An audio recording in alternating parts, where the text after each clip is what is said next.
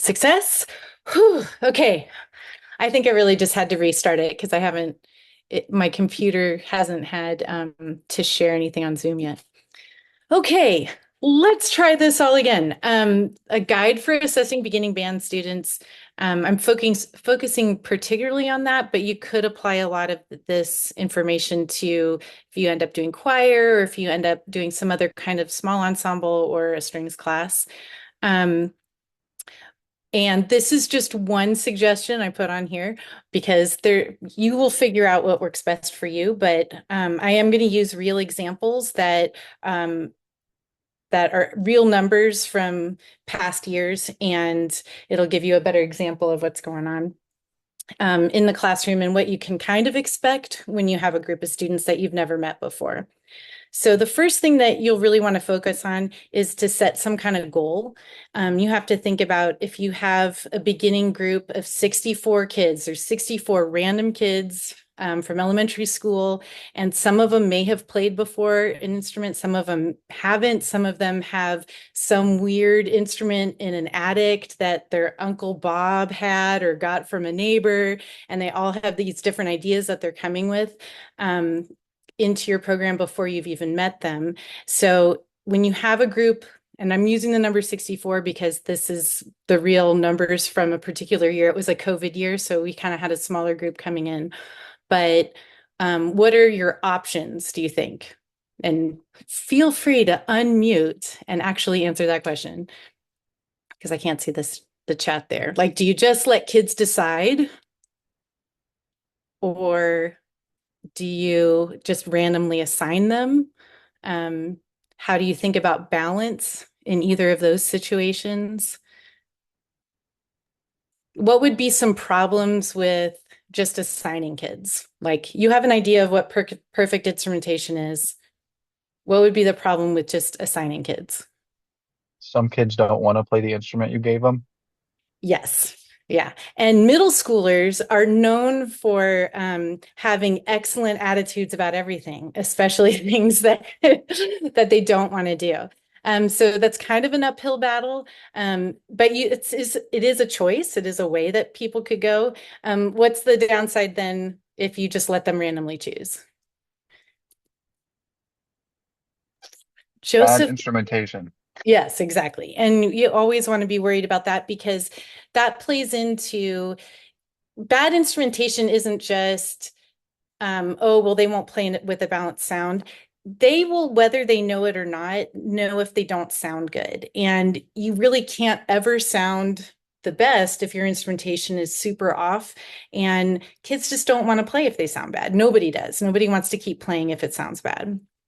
So I kind of did what I think a rough estimate is. If you had 64 kids, um, a good goal for starting, I have 10 kids on flute, 15 clarinet, 6 alto sax, trumpet 15, trombone 12, and percussion 6.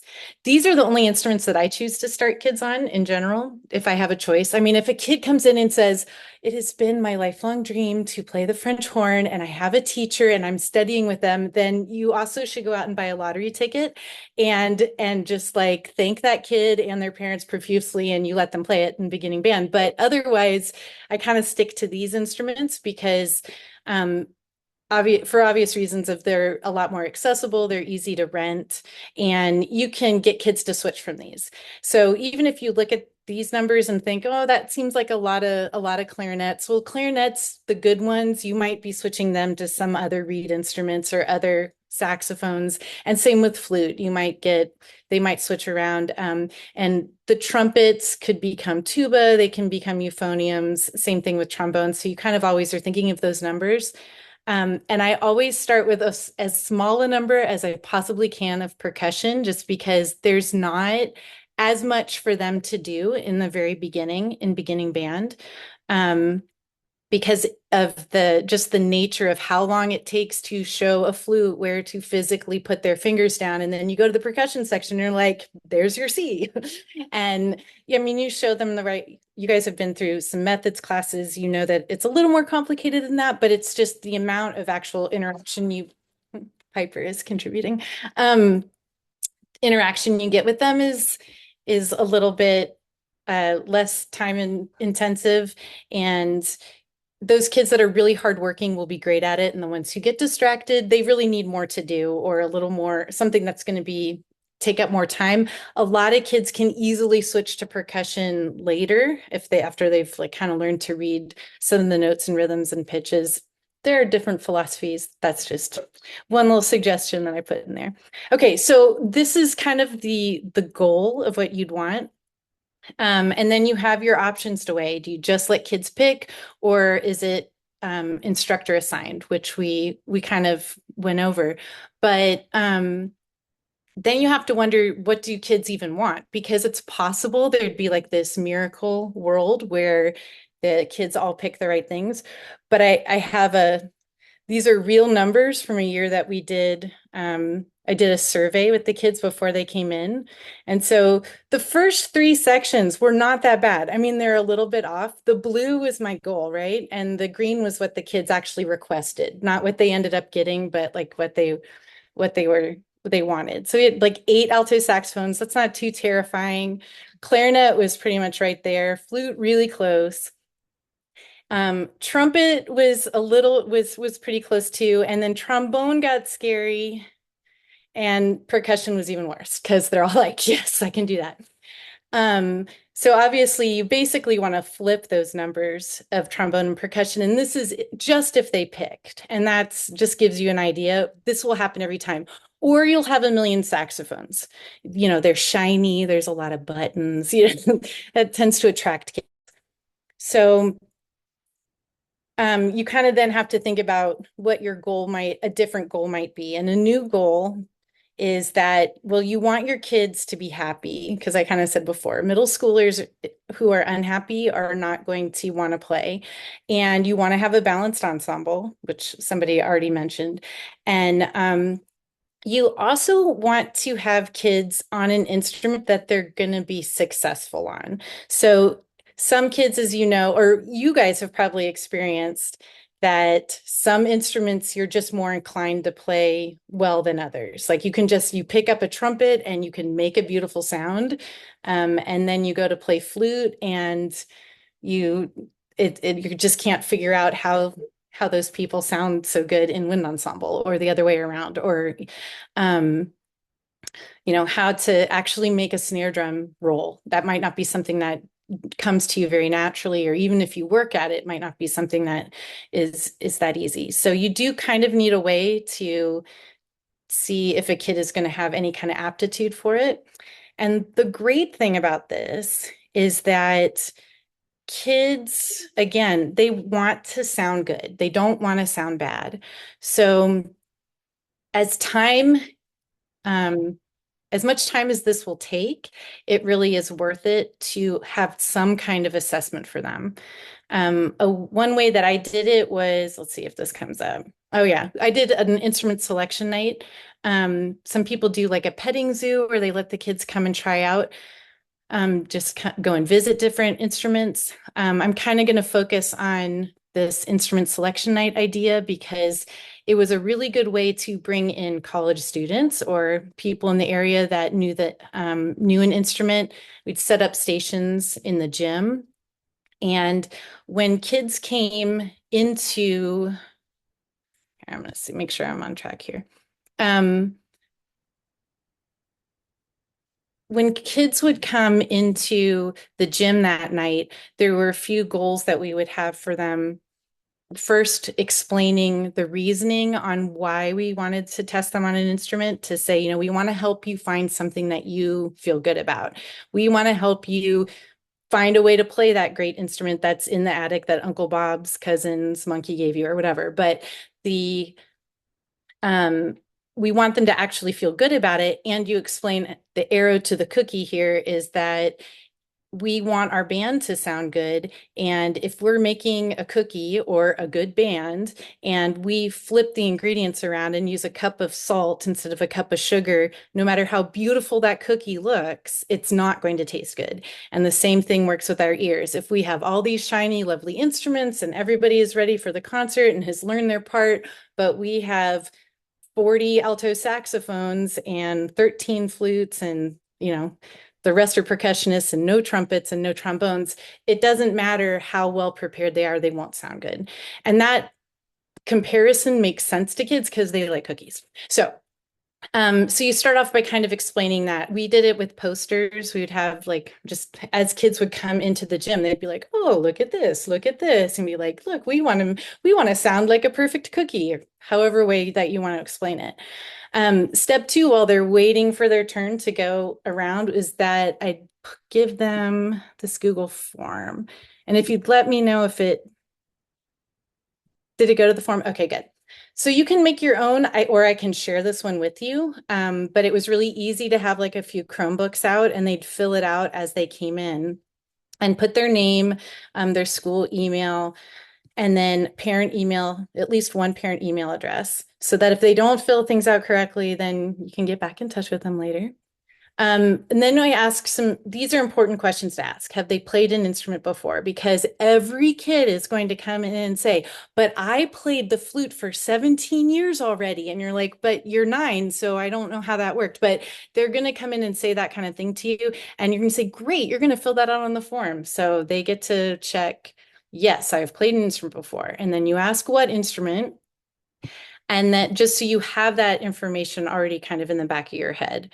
You can choose to ask how long they've played it, but if everybody is going into beginning band like they were at my school, regardless, like all 6th graders, if they were going into band, would be in beginning band. They didn't really have a choice, so it kind of didn't matter if they had been playing multiple years. So that might be a question that you could change or add to this. Um, but then we do the first, second, and third choice that they'd want to play for beginning band and just, drop down menu here. And that only has the options that we were offering. And again, if there's a kid who says, because they will at the end come up and say, hey, but I want to take oboe or bassoon and I have a private teacher and I'm already taking lessons, and you will like kiss their hands and give them free stuff and be really happy that they're there. But in general, most of them don't know anything. And they think they have a trumpet in the attic, but it's actually like a flute or something. And then they get to pick the answer that best describes them. So I really, really want my first choice. I like my first choice, but I'm okay trying my second choice. And the last one, I'm just happy to be here. Assign me anything. Because that's the other thing. Some of the kids are just like, I just want to be in band. We had no music in my elementary program. Just assign me something. I don't care. And some of them, when they think about it, they're like, I honestly didn't even know what these instruments were before I walked in here. So I just put down flute because my friend was playing flute or wants to play flute and that whole thing. So you kind of get a feel of where they're coming from. So later when you're looking at a list and you need to narrow down the flutes, but this one kid really doesn't care what they play, and their second choice was a clarinet, and you need more clarinets, it's easier to reassign them later. So, and then you can ask things like if applies to your school or not, if they need to rent or buy or use an instrument, because that's always was an issue at our school. We had lots of school trombones. Really good way to get a lot of trombones into your beginning band class, because then kids who need an instrument but maybe wouldn't have picked trombone otherwise, they might because they need a school instrument. And then you give them a chance to say, like, if you already have an instrument, what is it? Because obviously if a kid has a clarinet at home, you're not going to tell them to go rent a saxophone, because it would be, it's just better for your program if they get to do that stuff. And then there's a space for them to add that other thing where they can say, oh, also on the side, I play harp or string bass or whatever. And then they feel good about all of that part. I'm going to come back to this. The final part of this is that after they've filled out that little Google form, they go around to different stations where you have your eager college music ed students who can demonstrate each of the instruments and then can give the kids a chance to try it themselves. And then with that, I used this rubric. You can figure out something that works for you if something else works better. But basically they take the rubric with their name on it to each station. And when they go, these are things that you look for. So if Wylan was testing flute players and Wylan looks at it and the person just some people will naturally pick up an instrument and you can just tell like there's the ones who like are like this with the flute right away or like do something kind of awkward. They put their hands the wrong direction. Or those kids with trumpet that just their hands are all backwards, but some kids will pick it up really naturally. So that's something to note right away. Because you're not trying to put a square peg into a round hole kind of a thing. You want to see what's naturally going to be the easiest thing for the kid. Um, then the next one, of course, is embouchure. Like you will demonstrate it if you're the student or the person who's at the station will say like, this is how you do the embouchure. Are they able to kind of emulate that? Or, and you get a varying degree of skill level because some will have done it before and others it'll be completely foreign, but maybe after a couple of tries, you can see them moving in the right direction. Um, can they match pitch? And that's kind of important too. Obviously, it's more apparent on just a mouthpiece of a trumpet if they hear that difference, but especially for brass instruments, if they haven't developed that skill at all of hearing like, am I higher or lower than the person playing? That's sort of a red flag for an instrument that, clarinet might be better where they can more focus on a pitch like by putting the fingers down in the right spot. Um, I usually have the people at the stations do some kind of rhythm just to say, can they, if you just go like da da da da da da into the mouthpiece, can they echo that back in some way? Like if their time, what their tempo is kind of like, because again, you don't want to put a kid who has no idea what you did at all right away onto percussion. Let them have safety in numbers within a section. Um, you can also look for tone quality and then just if there are any other overall qualities that the person at the station notices. And so here's an example of one starting to get filled out. Like this little kid, let's say they go around and just naturally pick up the clarinet and they have all these things that are really great. And then you can overall say, yeah, check mark, that kid could probably play clarinet. And a kid might have all check marks at the end. Like they really naturally could play any instrument at all. But you could see the way I did this one, the kids struggled a little bit more with saxophone. And that happens a lot. Like kids will think, oh, I want to play the saxophone. It's shiny, it's got a lot of buttons, it looks cool. That's what Lisa Simpson plays, whatever reason. But um, they they pick it up and it's kind of big for them because it's big for a lot of sixth graders and it's heavy and then they just feel awkward when they're holding it and it might be a great instrument for them someday, but it's not necessarily the best one then. And that's a good way for kids to frame it too. But at the end of the stations, they come and they turn in their little rubric to you if you're the teacher or to somebody else who can collect all of them. But usually they get to think about or the kid can look and see, hey, I was really good at this one and I wasn't so good at this one. And then usually we'd give them the opportunity to go back and fill out that form and say, this is the one I want to play. Because some of them really want to change their answers after they've gone around and played the instruments a little bit. After that whole process, you can kind of reflect and see what worked with the evening and what didn't. Like it might work better at your school to have kids at the end fill out the Chromebooks. You can do it both ways. It's kind of depends on the flow and the space that you have set up. I've done a similar thing where testing the kids, just doing it a couple of afternoons after school, and I've done all of it.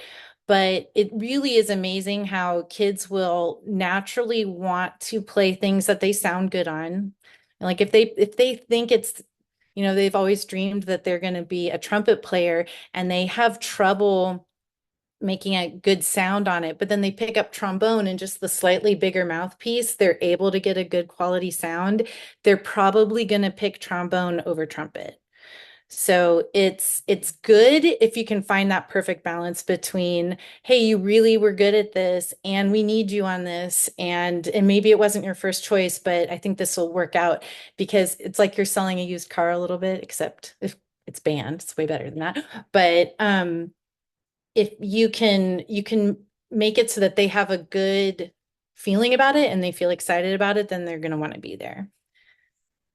That's my reflect and adjust part here. So the last thing, I have a few other little things we can go over. What else? Okay. Um,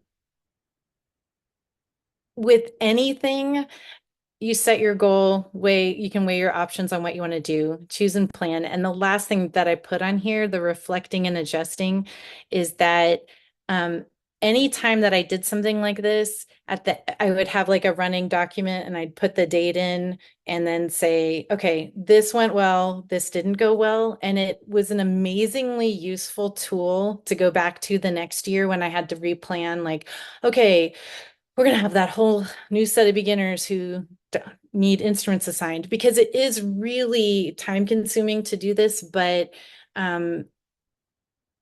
it's so much easier when you start the school year for the kids to feel good about what they're playing, and they are more motivated to get their instruments and get ready. If they feel good about the instrument they're going to play and you feel good about it, you'll be more motivated too. So it's really worth it to put the time in, but some things will work and some won't.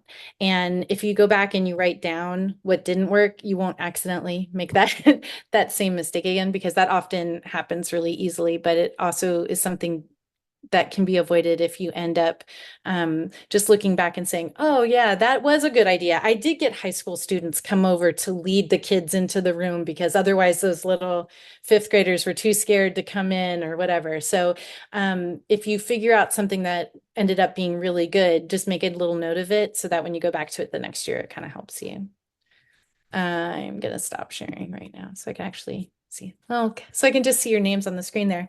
Do you guys have any questions at this point? So I think I talked a little fast, but I have other stuff. You're all asleep. Are you watching the Dodger game? Is Colin letting me know how that's going?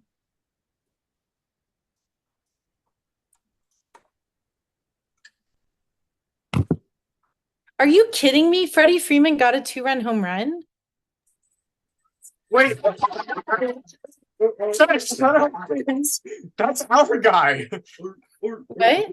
Freddie Freeman is our guy. I know. I'm saying he got it to. I'm saying, are you serious? Because Yeah. he did that Mookie was last on night. base. Mookie was on second.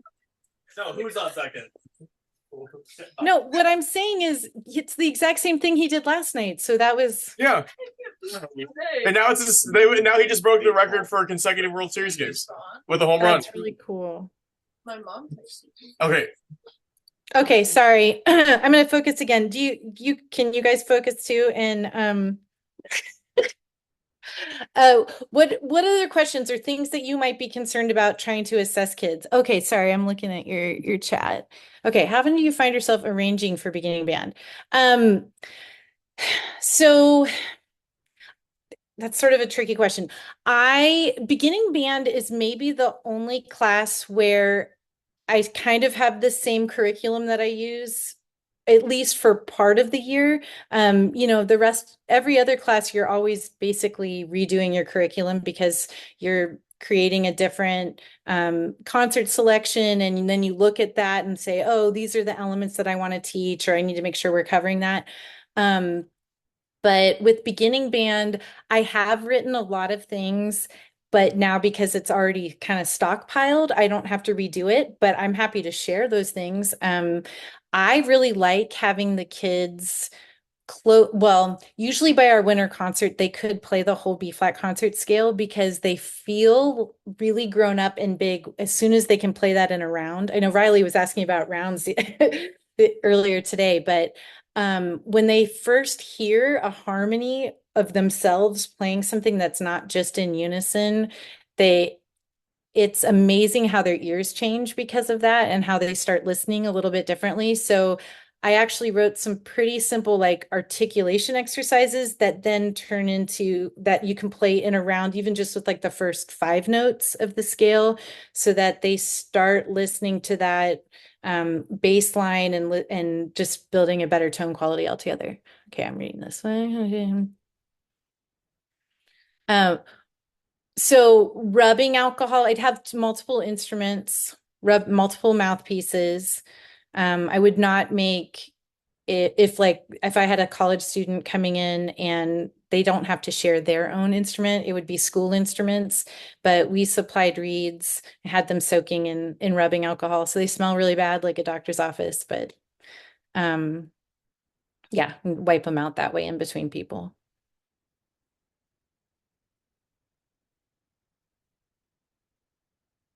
It's a good question. I know it's kind of a weird thing because it does happen sometimes where you have a kid that's just, I really, really want my first choice, and you're looking on there and they really struggled with it. And it usually is on one of 2 instruments, and that's flute.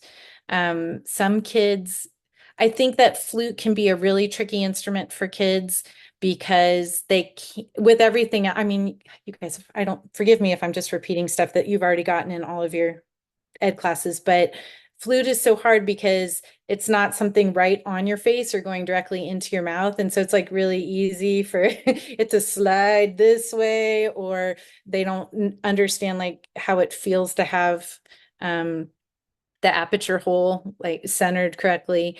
And so kids that really, really struggle with it at the testing tables, hopefully I say this, a little, I don't mean this as meanly as it sounds, but hopefully they won't feel like that was a good choice for them. So that when they go and then they feel good that's the other thing, is that hopefully they feel good about themselves on a different instrument. And that's sort of the beauty of like, because I'd often tell kids, yes, try every single one. If they come to you at the table and they only have 2 instruments filled out, you say, oh no, go back and try all of them because this is your chance to do it. And then they're like, oh, okay. And they'll go back and do it. Because that's something that kids will do too. They'll be like, oh, well, I'm only going to play flute or clarinet because that's what my mom said that I could play. And you're like, okay, well, just try some of those other ones. And then it does often work out that then that kid comes over and, they played trumpet and this beautiful sound came out and they totally changed their mind. So it's kind of, it really does work out. But it also, there will be those ones that struggle with flute. And then the other one is trumpet. If they just can't make a buzz sound, or if it's really, really fuzzy to begin with. And sometimes that can be solved by playing a different instrument altogether. And sometimes if they start on a bigger mouthpiece first. So I'll sometimes put some bigger mouthpieces like trombone mouthpieces at the table for trumpet, because if they start with trumpet and they've never tried to make that buzzing embouchure before, it's sometimes easier if they start on trombone, and once they get the sensation of what that feels like, then you can say, okay, cool, now try this smaller one, and then we'll put it on the trumpet, and then the person can kind of direct through that whole process. And I would go through instructions like this with all of my volunteers that would come in. When teaching band, do you go over the basic theory in the second week?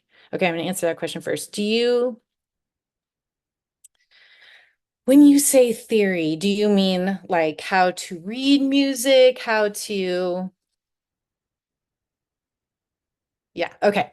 So yes, I kind of do, I come at it from 2 directions. So I teach by rote to begin with, because a kid who is practicing had instrument time on their face is how a kid is going to get better, right? And they don't want to just go home and play the stuff that's like exercise 1 through usually like 8 at least in beginning books. Those are terrible. No one wants to do that. Nobody wants to go bum, bum. Anyway, but I know teachers who do that and have bands that sound great, but I usually like to teach hot cross buns right away. And It's really easy to get them doing those 3 notes, and then yay, they're at home. If they're practicing something that they know what it sounds like, then they will start to make a better sound just because of that. And so I kind of keep that separate, and but at the same time, then I'll be like, great, we just did that. Then at the same time, I'm introducing things like the staff and what the notes are on the staff, but I start with rhythm. I always start with rhythm, and that gets applied. So we do time signature and note value first, and then that can then get tied into articulating, because I like to teach that right away too. So then you can say, okay, great, get your mouthpieces out. Now we're going to play these rhythms.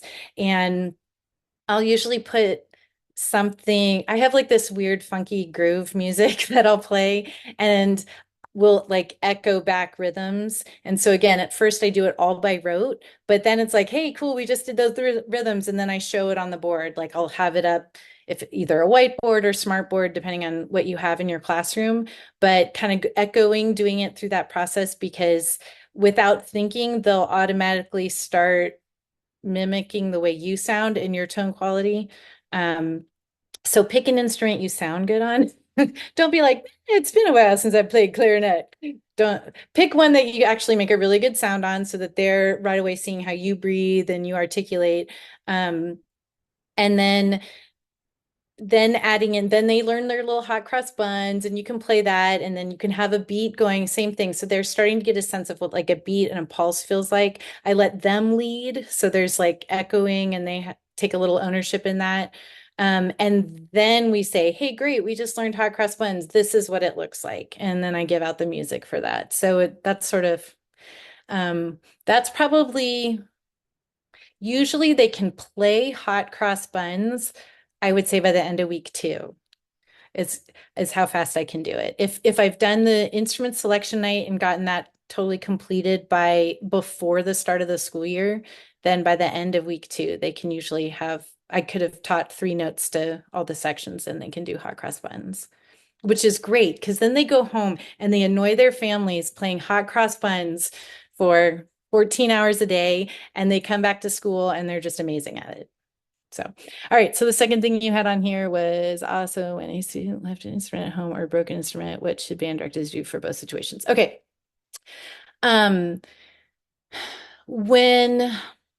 Okay, so usually they still have to have, if they have their music out, they'd have their music out. I make it pretty clear ahead of time, my general way. Okay, so they get a participation grade. They get 20 points participation grade by showing up to class with all of the things they're supposed to show up with, and doing what they're supposed to do in class. So it's pretty easy to get a good grade. And I have it spelled out like in my syllabus, and they know like how they earn their grade in class. If they don't bring their instrument, they get a 0 for the day.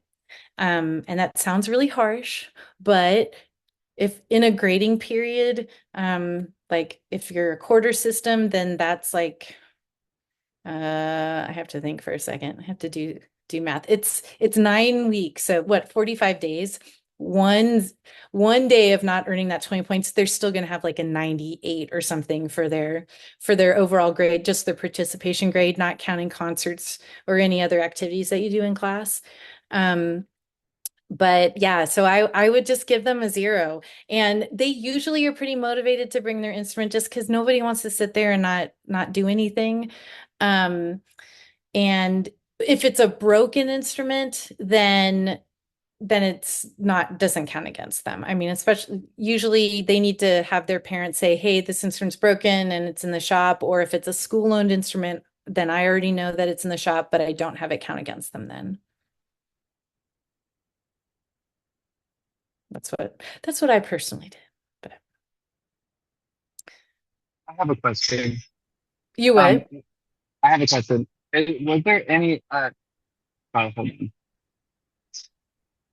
I couldn't tell what Joseph said. Hello. Hi. Was there ever a situation when you had to like switch a kid off of the instrument you started them on for any reason, and like what would that look like? Okay, so it doesn't happen very often, but it's it's usually student led.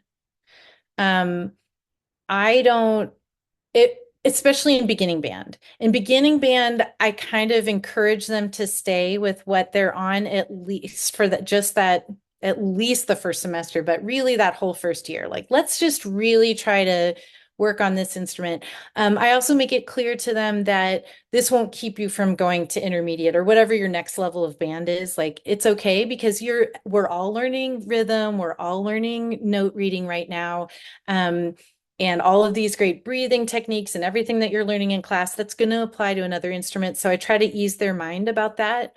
Um, and that's also because as the year goes on, like a good example of when I'd switch a kid is if there's a kid who's really doing well on trombone and wants to try something new, then at some point in the year, I'd be like, hey, here's a tuba, here's a euphonium, or here's another kid on trumpet who maybe wants to start taking French horn lessons. At the winter concert, they saw the advanced band playing and they saw the bassoon and they just thought that looked so cool.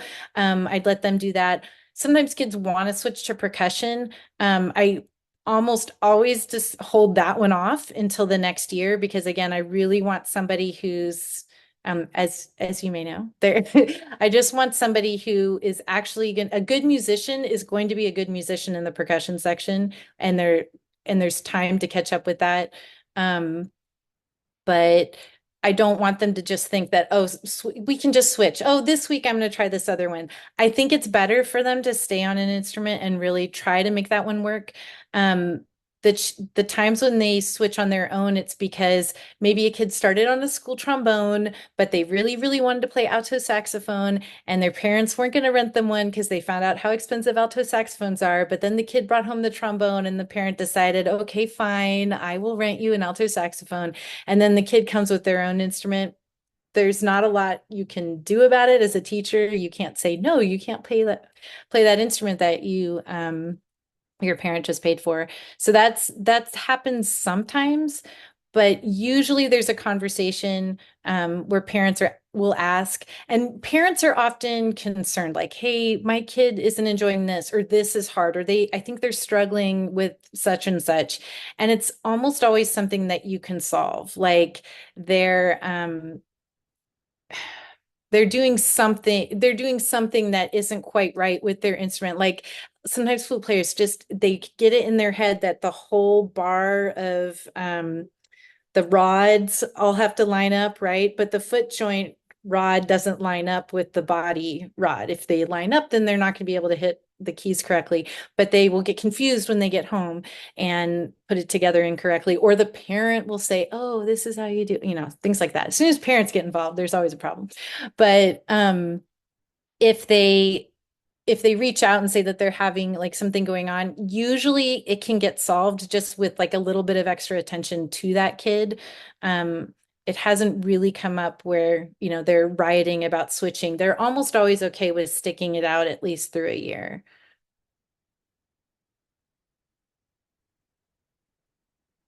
I think especially if you make it clear, like, we want you to sound really good, like really work on sounding good on this. And if you can make A sound good, then next year you'll be able to make B sound good. It is so weird to stare at little Um, blocks. I had a question kind of in the same vein. Mhm. So you were saying earlier that you like start off the beginners like in the flute, clarinet, saxophones. So when do you switch them out to like the different instruments, like say the trumpets, like instead of having, I forgot how much you said, like 10 trumpets, when do you decide to like, okay, now you're gonna be playing tuba, you're gonna be playing, the other instruments that the same skills like apply to it? There's two times that it happens. One, I don't ever start doing that. At least we get through that first concert. So I do like a winter concert, and then we come back after winter break. And that's the first time that I start planting the seed of, hey, did you see at the concert, the advanced groups had some of these other instruments, and like kind of talking about those then. Um, It's great if you can get high school students to come in and even play them to kind of introduce them. Also, that's a good way to do that. So it's just sort of, I just kind of plant the seed. I don't want kids feel pressured, especially because they like band and they want to please you. And so some kid might really, really love flute, but think, you know what, she brought that bassoon player from the high school. I think she wants me to play bassoon. And then they worry themselves into having to do that. So it's more like just planning like, hey, these are other instruments that you can do. And then I actually don't make a huge effort to switch any of them before the end of that first year because you don't necessarily know who is coming back. It's one of those things where if a kid then comes to me and says, hey, as soon as I heard the French horn playing, that is all I dream about. Then you say, oh, great, I have a French horn. Here's a book, go home, see what that feels like, and let me know. And some of them will really go home and work on their own. And if they come to you in a couple of weeks and they say, hey, I think I'm ready for some French horn music, then I let them, and it sort of happens naturally. Like that for the first year. And then when I have them returning the next year, I always start off the school year looking at what the instrumentation is based on who already is in the group. And then again, it's a different situation because now they already have some experience playing and I know what they sound like, or I have a better idea. I come up with a goal of, well, what instrumentation do I want for this band that I have now? And I can look at the numbers that I actually have and think, okay, well, I'm going to need another tuba, or I'm going to want to have two French horns for this size. And then I start in my head thinking who I would like to ask to play those. And in addition to starting the school year off with, hey, these are instruments that we need. And in order to sound our best, we're going to need some people to switch over. And right away, you'll have a few kids that will volunteer. But you can also reach out to those ones that like, oh, I really, if there's a trumpet player who just has an amazing ear, then French horn might be a really good choice for them because they can hear those partials and have a good chance with that. Have good breath control. Um, Flute players actually make really good tuba players. Case in point. So they've put all that air into the flute. They can transfer over to tuba also. But I usually will kind of the same way where I look at the numbers that I have and think, okay, what's the instrumentation? What's my goal instrumentation? And then I start working with, I know this kid probably could do it, and also who's willing to do it. And it usually works out. It's kind of amazing. I think that people think it's a lot harder than it is, but when you start with good numbers, then it ends up filtering into, it continues to be fairly good numbers the whole way. Let's see, school emergency drills. How do you work? Okay. Yeah, it's terrible. So that's part of like the first couple of days of school. There's so many logistics that you have to practice, and this is especially true with beginners. Like I'll come back to some of the other classroom logistics, but to answer your question, just leaving the classroom when there's an emergency drill. I practice them before we have the emergency drill, which is that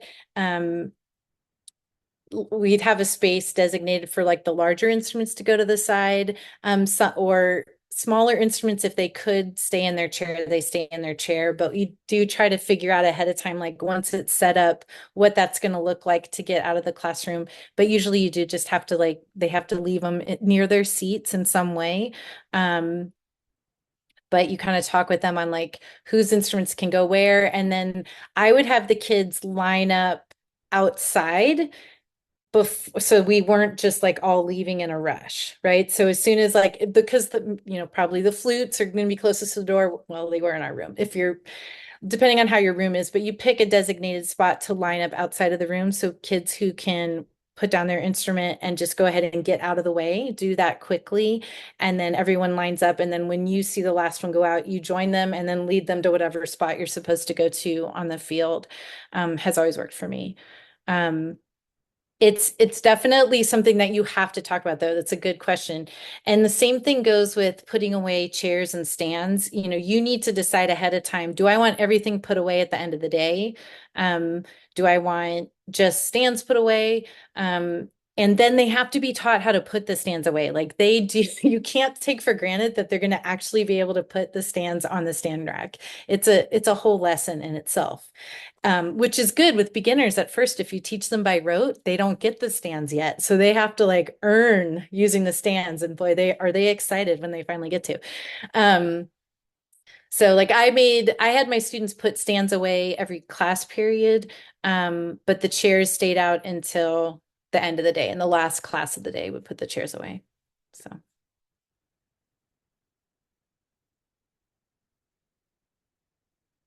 I had a question about teaching all of the different sections in a beginning band setting, because if there's so many of them, it's hard for me to imagine how to teach all of the sections and how to play their instrument. I I should maybe I could do I could do another on beginnings on how I start stuff. So there's two things that I do. One is that I put together all of those instruments. So I have all of them out, and I usually I start percussion just on bells, like bell or mallets. If they don't have a little bells kit, then I start them on mallets so that we are all playing a pitch together. And so those guys will all be set up, and then I have all of the 5 other instruments basically. Well, brass, I guess you can kind of do. No, I have them all out. So I start out on mouthpieces, and I do have to do like a quick check. The clarinets hold theirs up because they will put their ligatures on the wrong way. They'll put their reeds on backwards or upside down, or I mean, they're constantly inventing new ways to do it wrong. And so you just have to do like a quick glance, but it actually goes pretty smoothly when you show yours, and then you can look at each of theirs, and then you get them to make a sound, and then they have to be quiet, and then you do the flutes really quickly, and so I just have like all of those mouthpieces ready, and I really do just go around the room. It's amazing how quiet kids will be when they know their turn will come faster. So it is chaotic for sure because I'm doing each instrument like that, but some of them you can kind of do at the same time, or close-ish together. And then once the whole instrument is together, then you can do, okay, we're doing this now. Like I'll do concert. If we did concert B flat first, I don't usually start with that note, but I usually start with concert D because the flutes get to put down a lot of fingers for that one. And it makes it easier to hold the instrument. So if we do D, C, B flat are usually the first 3 notes that I like to teach. But you can do different ones. But when we start with those notes and then everybody's playing their note together, you start with your concert D and you go around the room. It does go faster than it seems. Like in a class period, you can probably quickly get out the 3 notes. You probably can't also teach hot cross buns that first day, but if they know their first 3 notes and can just go like down and back up, then a lot of them will go home and practice it and get amazing at it. The second thing that I do is that since COVID, I made a bunch of nerdy videos, and they're very short, but they're all for each instrument. So then the kids go home and you say, oh, this is on Google Classroom, or if it's on Canvas, whatever your school uses. And just say your job for flutes is to go home and watch the flute video. And so they go and watch the flute video, and in my nerdy video I play the part and I play along with them, and it shows the notes, and then it also tells them what number it is in the book if they happen to want to look there. And I actually did it for like the first maybe 19 songs in the book, and I mean, that was desperation during COVID, but it's turned out to be a really useful tool now because the kids will go home, and if they forget, like, oh, I remember how to do D and C, but I don't remember how to do B flat, but then they can watch my nerdy video and then plays along with them. And it's turned out to be a huge time saver, even just the first couple of songs, because I also show them like up close how to, make that sound on their mouthpiece in case that they go home and again, they forget doing it. And the internet's a scary place, and sometimes YouTube tells people how to do things the wrong way. So um, at least I know how I want them the sound that I want them to be emulating for the beginning. And it, they can go home and they can laugh at my video. And, that's always a good motivator to do their homework.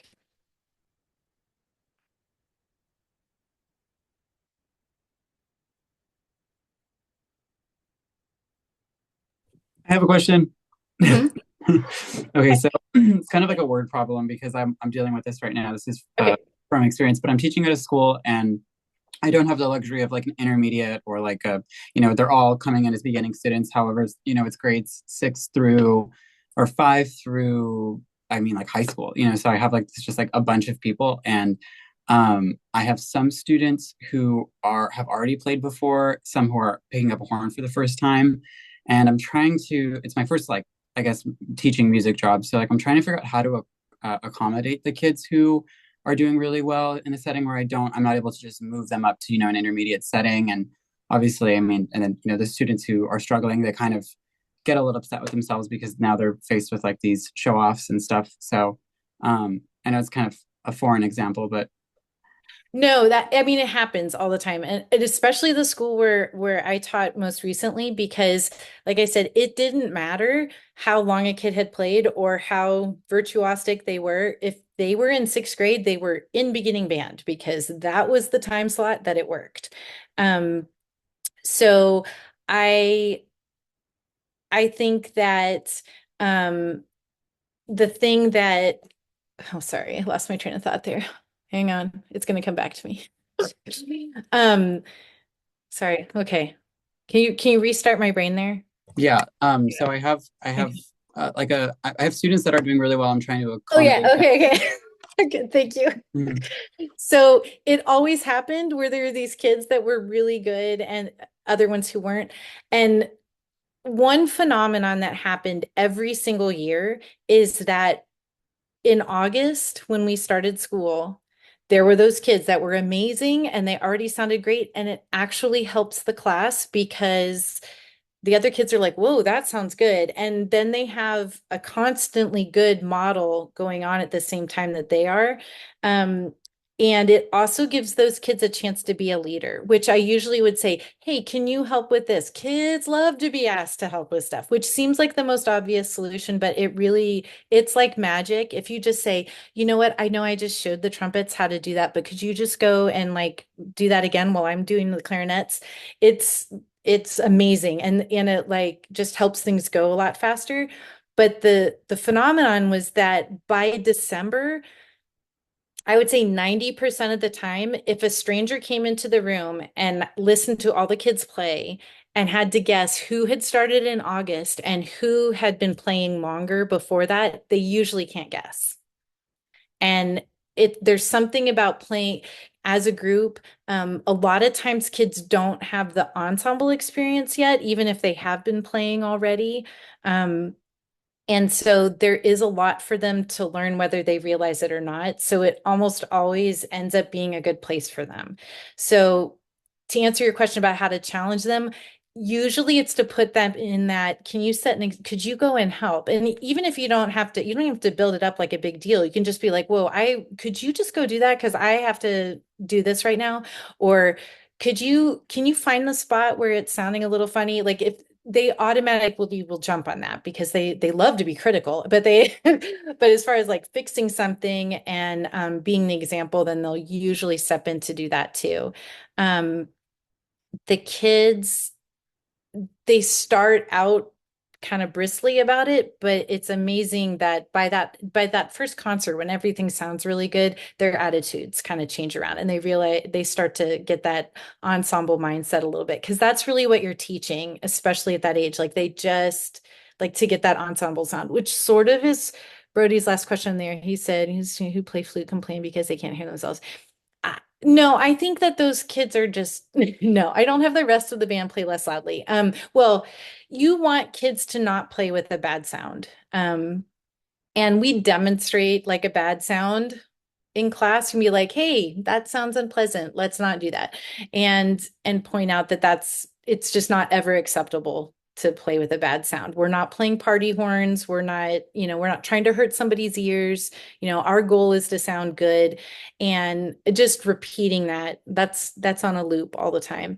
And they do start to take ownership in that, like, oh, they don't want to hear somebody sound bad. But the flutes should be able to hear themselves most of the time. I mean, if they're like in the staff, I guess it could be harder, but don't put the trumpets right behind them. Give them their chance to play. It's amazing how many good beginning band pieces are written, and there's those opportunities for flutes and clarinets to stand out. And so then I think they'll feel more confident. But I mean, I'm a flute player, and I usually only feel like offended by other flute players like blasting in my in my ear directly, as I experienced last night. Yeah, I don't know if that answers that question for you. We took a little bit of a tangent, but it's still in our beginning band world here. Zay, Thank you. did that? Yeah, no, yeah. I hadn't thought about. I mean, I had thought about putting him in like a student leader role, but I guess phrasing it. Also, like the parents are watching too, so I'm kind of like, how do I not? Yeah, you don't want to, yeah, same thing. You don't want to give them, if you be like, hey, it almost always works better to just be like, oh, hey, can you run and check that real fast? And then they take ownership of it without you having to say, you are in charge because you are the best and know the most.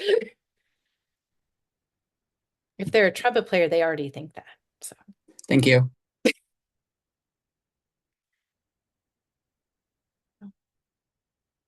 And I can tell you the story of Jonathan Bethard.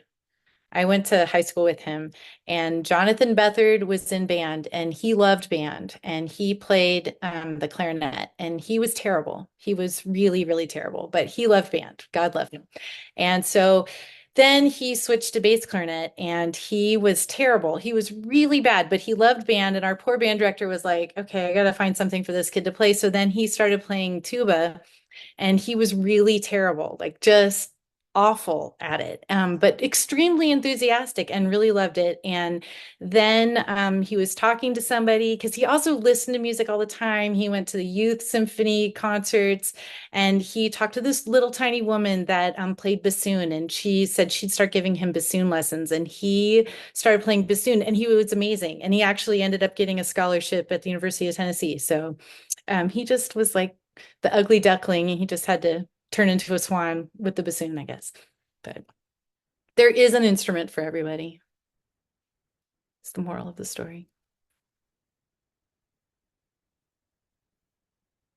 All right. Well, on that note, it is a little after 6 p.m., so I know we had a bit of a late start, but thank you very much, Elayne, for taking the time to share this with us. I'll go. Is there? Oh, sorry. I'll go ahead and put the checkout or the check-in form again for anybody who came late. If you'd like to take a minute to fill that out, but If yeah. you want, I can share the slide thing too in the here, I'm just get the link for it, because then you'd have a link to the Google form also, just not that you have to use that one, but you'd be able to copy it for yourself if you wanted. All right, yeah, that'd be great. If that's helpful for anybody. Yeah. All right. Thank you. Put that here. All right, and then for everyone here, just a reminder, we have another Zoom clinic this Friday on choir rehearsal structure. We hope we'll see you all there, but have a great rest of your evening and take care. Thank you so much for letting me gab about stuff I like. Right, thank you again. Bye. Thanks, Wylan. Thank you.